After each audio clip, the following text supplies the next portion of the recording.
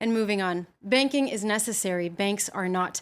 This provocative quote by Bill Gates dating back to 1994 is becoming more and more relevant. This as fintech continues to disrupt the banking sector. The fintech industry is booming in the US, Europe, and Asia, but also in Africa. Ideas there are flowing, but startups often lack seed money and mentorship. And that's where early stage incubator Digital Financial Services Labs comes in. They've just invested more than 200,000 euros in several African fintech startups. Well, joining us now from Seattle is DFS Labs Director Jake Kendall. Thank you so much for being with us. Thank you. Thank you for having me on the show. Tell us more about the new companies you're adding to your portfolio. Well, we have an exciting group of companies from all over the world, everywhere from Ghana to Kenya, Pakistan, India, even a couple of companies in the US and the UK who are serving clients in Africa and South Asia. So really a global set of innovators and companies. They are building products and solving problems for consumers all the way from how do I get a loan, how do I buy a car or some other kind of asset that helps me improve my livelihood, all the way to insurance, and even on the other side, building infrastructure that banks and mobile operators can use to serve their clients better. Now, financial inclusion is at stake here. How are the startups you're incubating helping to solve this problem? Well, financial inclusion is simple but hard. So it's simple in the sense that it's really just about bringing the kinds of products that you and I use every day to people that have never had them before. And so in order to do that, we have to focus on being hyper efficient, creating, low price, smoothing out the user experience so that it's very simple and very easy to use, and then allowing them to be delivered in the kind of environment where low-income populations live, which generally means they have to be delivered over mobile phones, sometimes not even smartphones.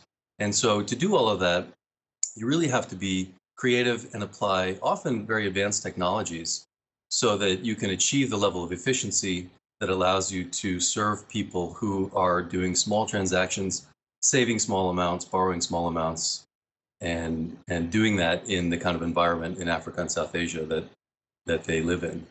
Now, as an innovation lab, you're also building a real fintech community where entrepreneurs from the US, India, or Africa can really help each other out. Are you trying to bring open innovation to fintech?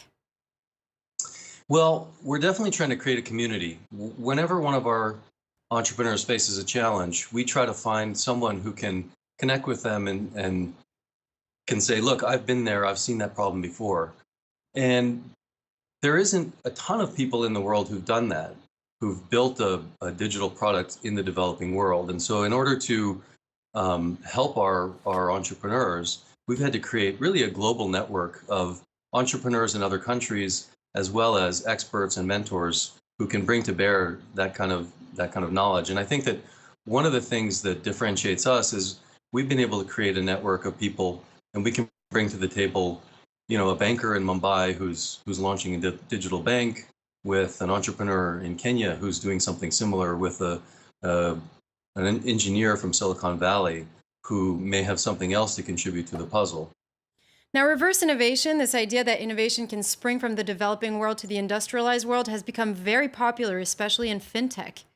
Yeah, we are seeing a lot of that. We're seeing Silicon Valley companies who launch in Silicon Valley, but only to serve clients in Africa and South Asia. And we're also seeing really creative solutions and innovations in our markets that are likely to go the other direction. So, for example, there's a lot being done right now using alternative sources of data on mobile phones that can be used to create financial products, and in particular credit. And we wouldn't be surprised to see something like that launch in the US or in Europe in the coming years. Well, thank We're you, also sir. seeing a lot of really interesting innovation in the infrastructure area. So India, for example, and a number of other countries have set up really advanced identity systems, digital identity systems that integrate into the financial services sector pretty seamlessly and allow people to and financial institutions to identify each other online in a way that can't be done yet in a lot of advanced countries. Well, thank you, sir. Thank you very much. That was Jake Kendall, the director of DFS Labs. And before we move on to Test 24, we're going to